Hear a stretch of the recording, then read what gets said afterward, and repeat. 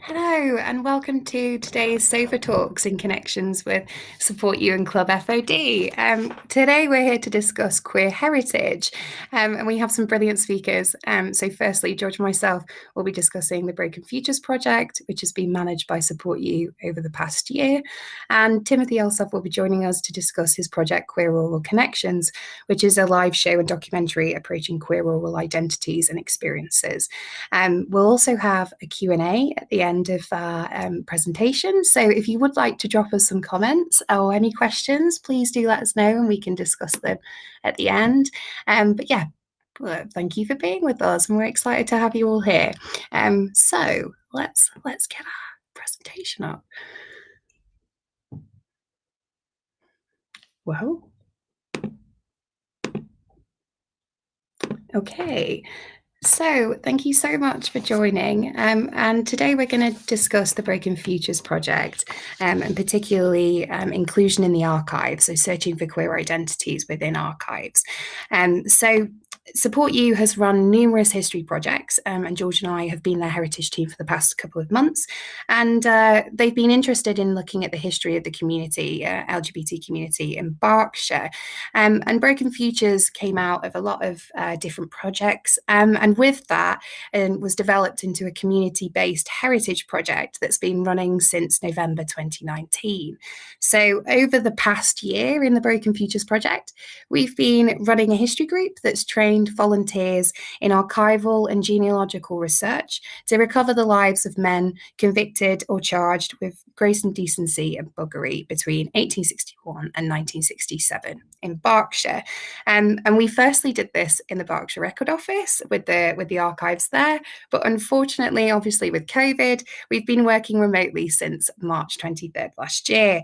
And the Broken Futures project has been funded by the National Lottery Heritage Fund, and it was funded in 2019. So yes, thank you for joining us.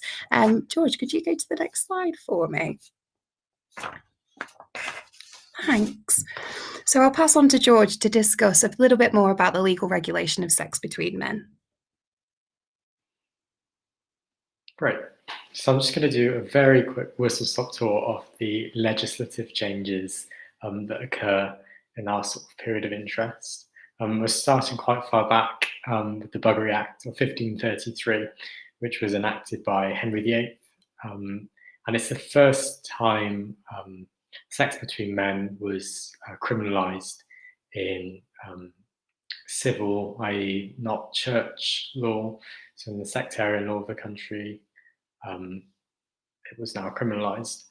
The Buggery Act actually doesn't make any distinction between the gender of participants or even species. So the actual wording is something along the lines of the detestable and abominable crime of buggery, detestable and abominable vice of buggery committed with mankind or beast. So there's no distinction there between whether it's two men, a man and a woman, or a man and an animal. And buggery becomes known as, well, gets taken to mean anal sex through sort of case law. So it encompasses any act of anal penetration. We fast forward until the Offences Against the Person Act 1828, which lessens the burden of proof for buggery. This no longer means that you need to prove the omission of semen to convict under the offence.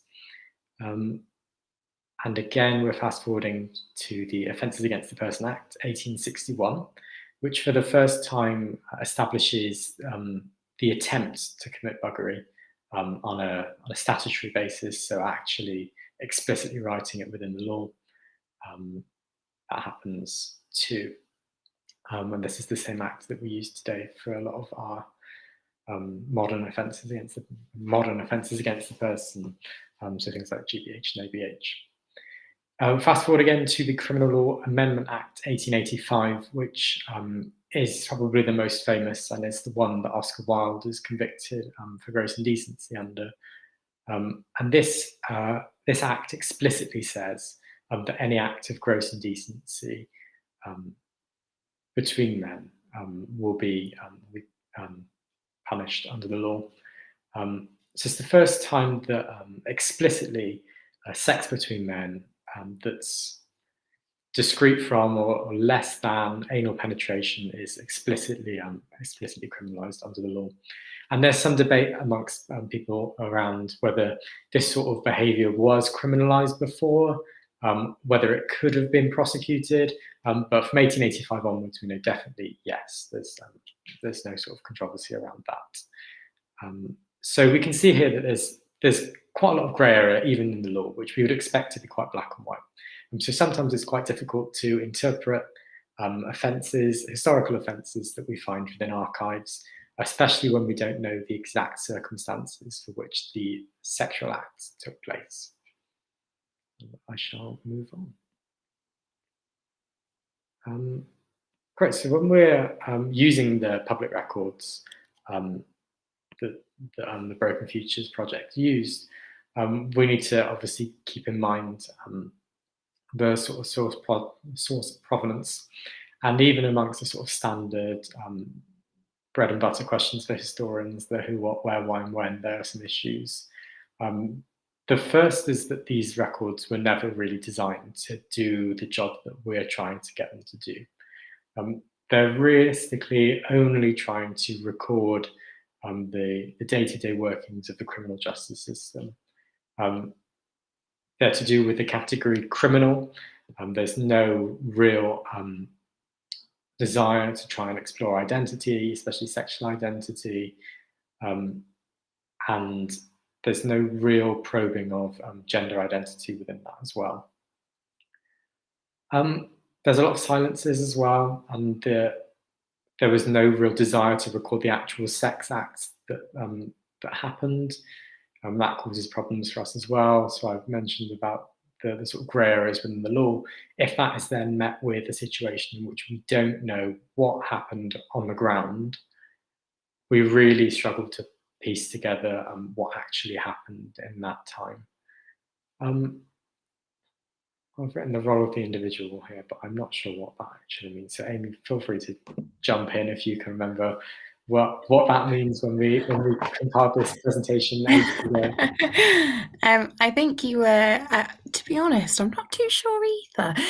But I think potentially you might be going along the lines of the kind of the individual's role within, you know, kind of their experiences, and how the criminal justice system only then, you know, in the archives that we have, only reflects kind of the crime and punishment system instead of the actual individual in the role. And I'm looking from the face, that might be twigging something. How are we finding that, George? A brainwave. Oh, a brainwave. It means the thing that we were trying to get at is that because of the silences within the records themselves, the historian has to interpret the records, and we necessarily do that in line with our own experiences and our own preconceptions of what sex between men in Victorian and Edwardian England would have been, so we're bringing a lot of our own baggage as historians and people interested in the past. So that's what I meant by that. Definitely.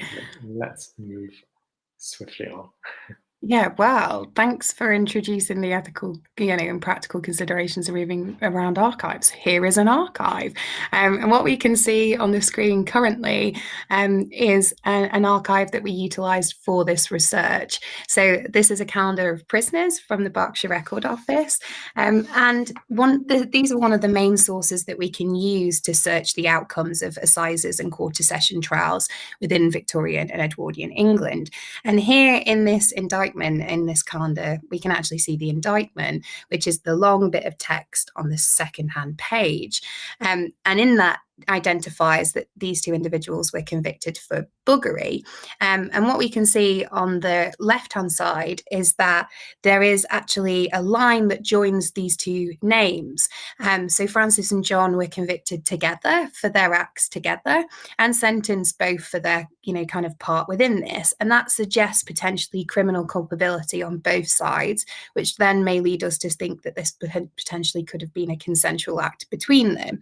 And it's quite interesting as well, because what we can see in the archive is that it gives us some basic biographical information. So it's very stark in terms of what it provides about this individual, only going into detail really on the offence that's been committed. But what we can see on the other side is the name of the individual, an age, a trade, and a degree of instruction, which for us would be education level. And on the last entry in the archive, on the bottom right left hand side, we can see quite a lot of extra text, and that text basically tells us if this individual has any previous convictions. So, for example, we have found individuals that might have multiple convictions for buggery. And then we can go forth and continue our research to learn more about that. So this is a calendar of prisoner, and from here we take that biographical information. And George, if you could go to the next slide. And we complete some newspaper research and genealogical based research. So this is what our history group have been trained and been researching in, is drawing out from just that kind of mark within the criminal record to actually find more information about what happened to these individuals, not only in the crime itself, but throughout their lives and what they experienced. And here we can see on the screen Harold. Harold was convicted in 1910 for buggery with another male. And what we can see on here's on the left-hand side of the screen is a full transcript of a newspaper article. And this newspaper article basically kind of involves Harold's father advocating on behalf of himself to the judge to say, my child's been in prison, waiting on bail. He's just come to hear his hearing, and now you want to sentence him for even longer. So actually advocating on behalf of Harold. And in the middle, we can see a picture of Harold, and alongside the Crime and Punishment Archives at the Berkshire Record Office, one that you've just seen on the past screen, the calendars of prisoners, we can also see and also have the archive of the photograph or mugshots of the prisoners. And this is one of the mugshots, and luckily we were able to locate one for Harold to give a face to the name. So taking that newspaper research, we can learn more about, the houses they might have occupied, the residences, the businesses that they might have purchased, marriages, family members, and if they perhaps played in any sport matches or anything at school. So it starts to bring the individual that was once a mark in a criminal record more to life. So from this, we can then, obviously use newspaper research to learn more. But of course, we must be mindful of the fact that newspaper research was written by a journalist at the time. And with that means that there are also the personal biases of that individual implicating on this research. George, do you want to head to the next slide? Perfect. Yes. So we'll talk a bit about the ethical considerations. We won't go into too much detail here, but you can find a more detailed discussion of the ethical considerations on the Broken Futures Hub. A lot of the ethical considerations that are sort of inherent in our research are to do with the fact that homosexuality hasn't been a stable and unchanging concept from today through history. The people who so the men who had sex with other men in our study probably would not have defined themselves as homosexual. That would have been very unlikely. It was more of like an elite concept, and one that sort of comes in at the sort of latter end of our period, really. So there's an understanding here that when we're looking at an instance of sex between men in Victoria and F.O.D in England, this is an act, and it's not necessarily doesn't necessarily have the same impact upon someone's identity as it would have if that act were taking place today, or that we would assume it to have. We're also operating within the sort of realm of LGBT plus history. As an LGBT plus support charity, we're delving into this from an LGBT plus sort of avenue, I suppose.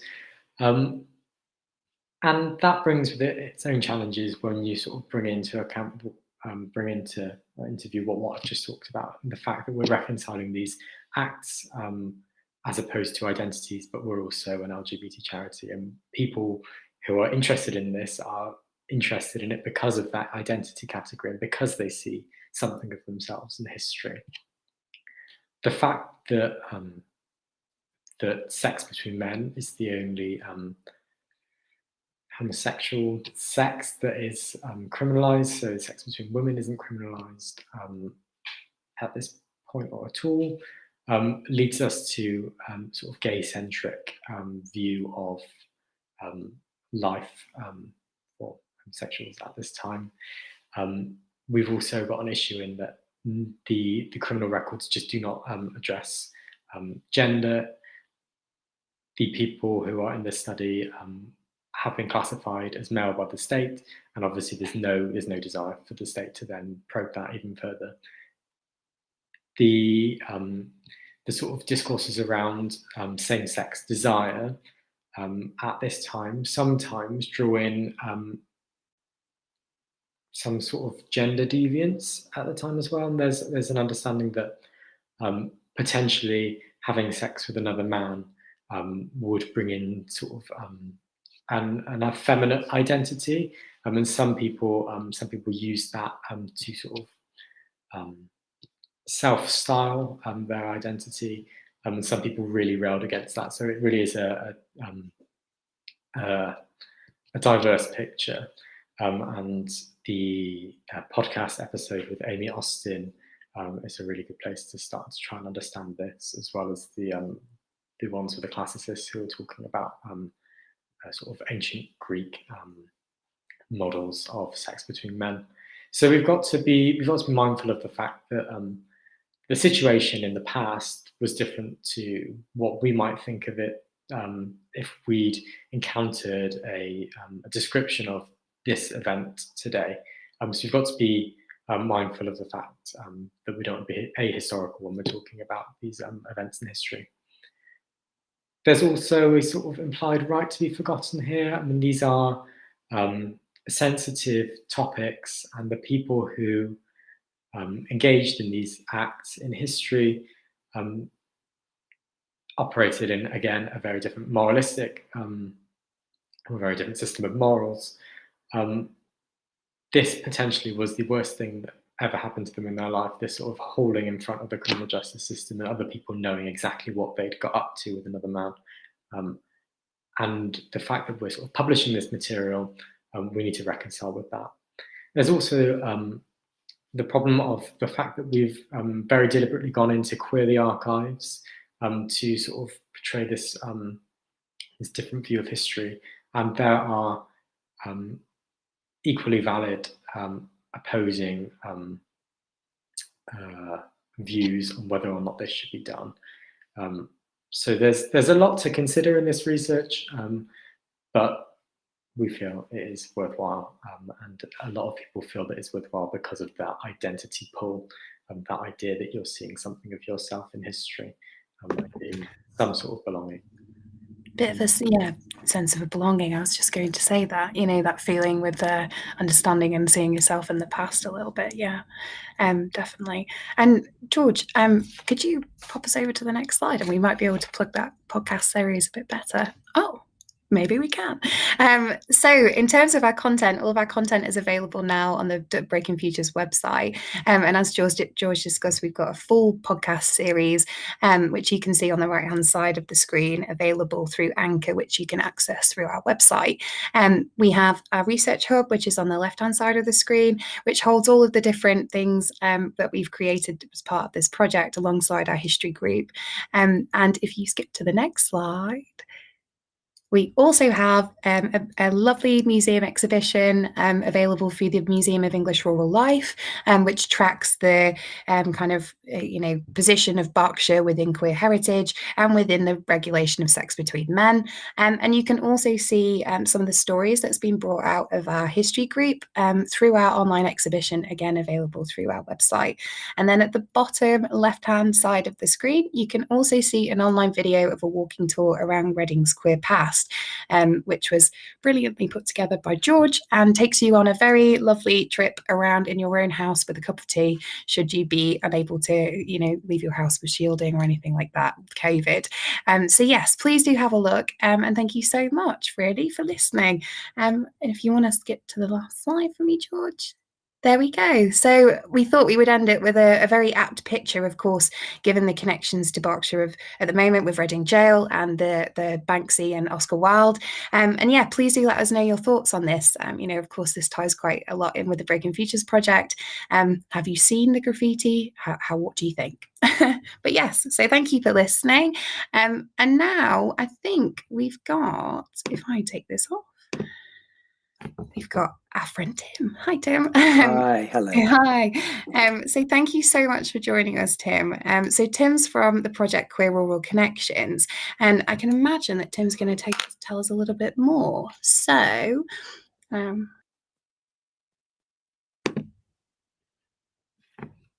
here we go. Oh. Wonderful. There you go. Thank you. So Quirrell Connections is a project that's come about really through talking with people from different rural communities, LGBTQ plus people living and working in these areas, and began as an oral testimony project that then has sort of grown to encompass a number of different areas, research outputs, but also creative outputs. And really comprises of a live play that will be taking place in heritage settings, including the Museum of English Rural Life in Reading and the Museum of East Anglian Life over in Suffolk, Stowmarket. There's also been a documentary film which we've been doing the shoot on and have been recording people's experiences, again in different parts of the country. And then we're also looking at some academic outputs, including some papers, especially around the issue of connectivity. And just to pick up on that theme that George and Amy talked about so well in terms of belonging, and I think that's sort of at the heart of our project, but we've been looking into the internet and how that's changed the experience for rural LGBT people, and how they engage with their local communities, but how else they sort of belong to that community.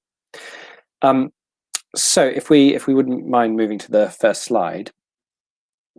So looking at how we've been working then, so this really began as a project by interviewing people. So we would go out, a team of 2 or 3 of us, to East Anglia, which is where I grew up, but we've been talking with people in Yorkshire, North Wales, Scotland, and various other parts of the country, and really spending time with them, talking to them about their experiences of coming out, of growing up in these areas, so from different generations as well. So some of the people we've spoken to are in their 60s and 70s now, and sort of gave us an insight into, well, what was it like to be queer or gay in Suffolk in the 1960s or 70s? What was their education like, and then how that shifted and changed, and especially for people who've stayed in the area. And I think that's been a really interesting discovery of the people who've never left the place in which they grew up versus those that maybe moved away to the city and then came back, or to other parts of the country, and looking at those different experiences of how they think about what does rural mean. Do they think of themselves as rural? How do they engage with work and the community in that area?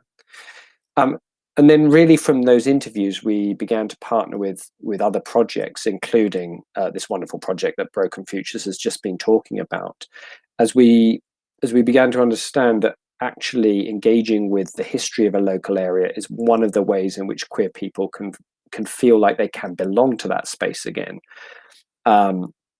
And so we have the Broken Futures project, but also Pride in Suffolk's Past we've been working closely with, and people have been researching and looking into the archives, often engaging that local LGBT community as a way of them going through the archives themselves and finding connections and finding stories. And so we've been sort of bringing some of those findings into our work, so that within the show, for example, there will be historical characters alongside the modern and contemporary oral testimony, which I think is quite an exciting sort of interaction, that we can shine a light on these queer history stories.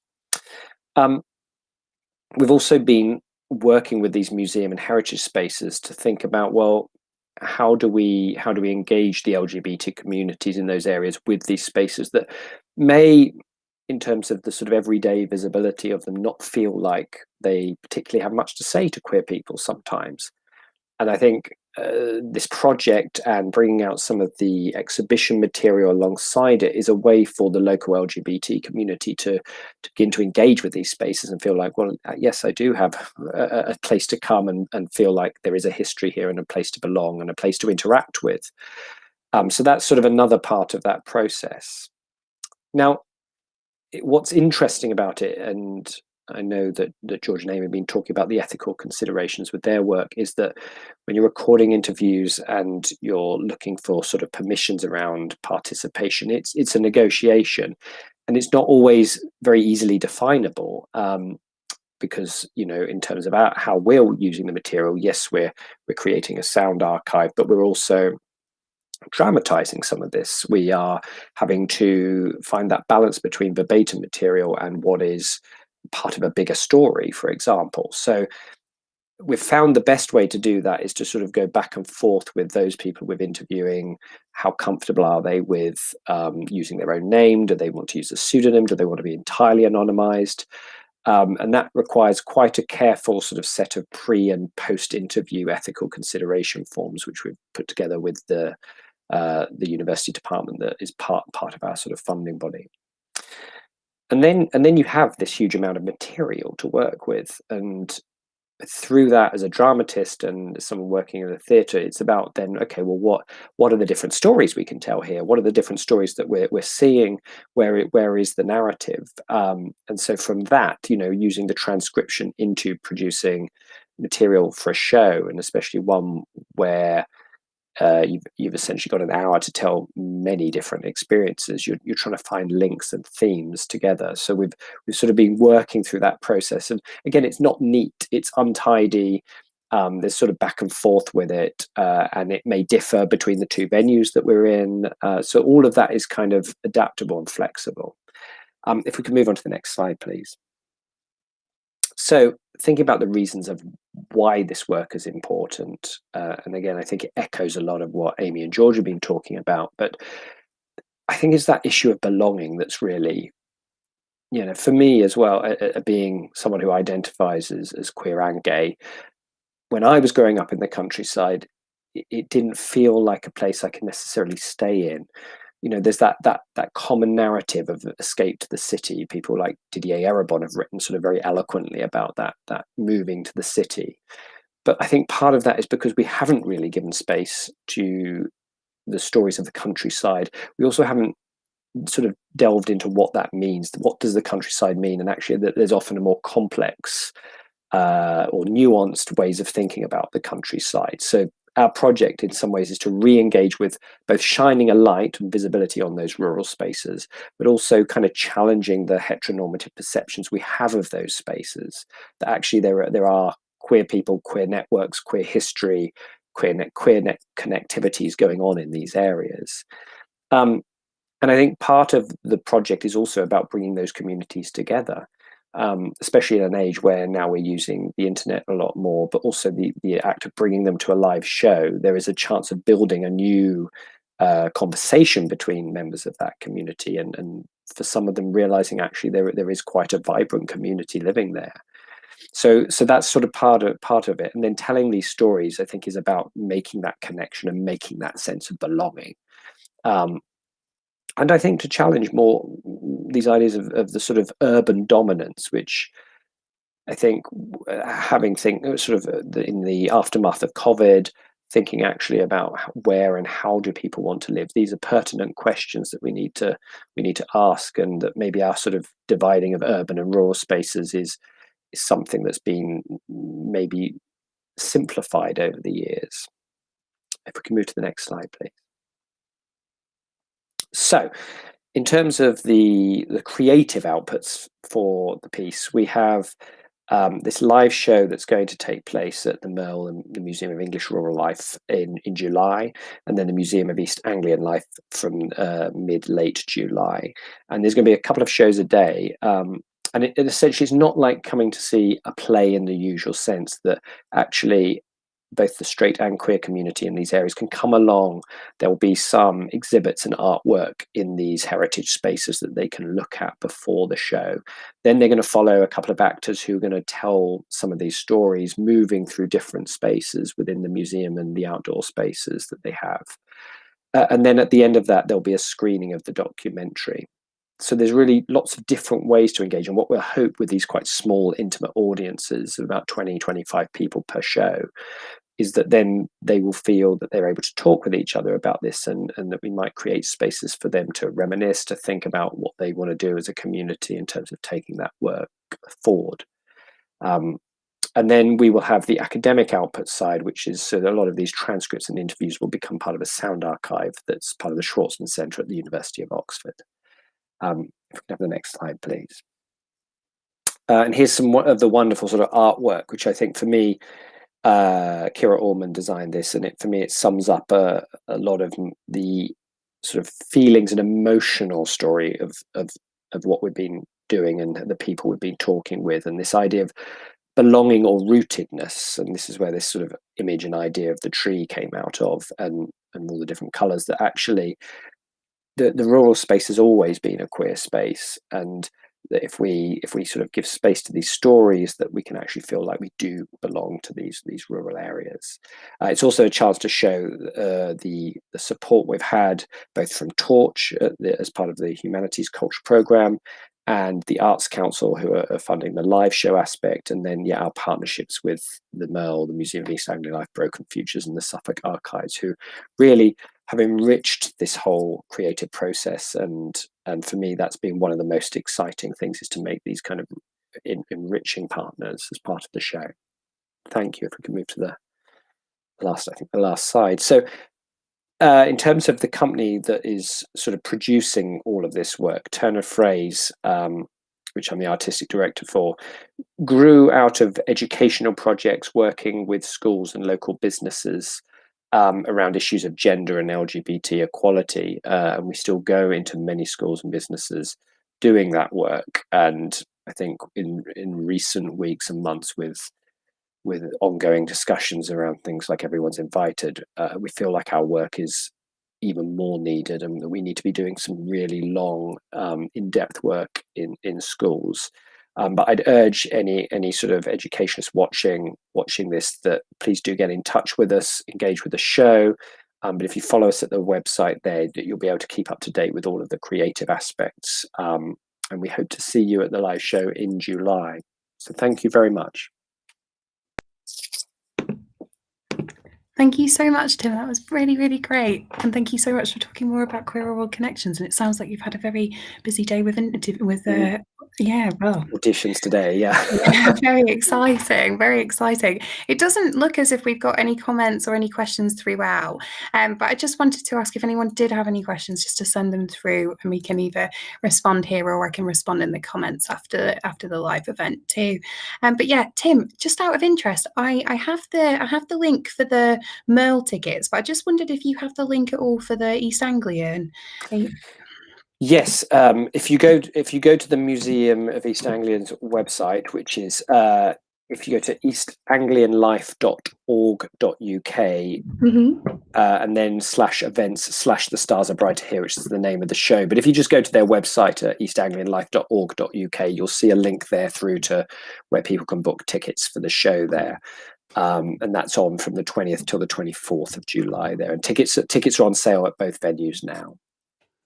And I've just found that link because you told me, and it's just in the chat if anyone would like to get it and click through to be able to book tickets too. But yes, thank you so much for joining us, Tim, and thank you for joining us Sofa Talks with Club F.O.D and Support You.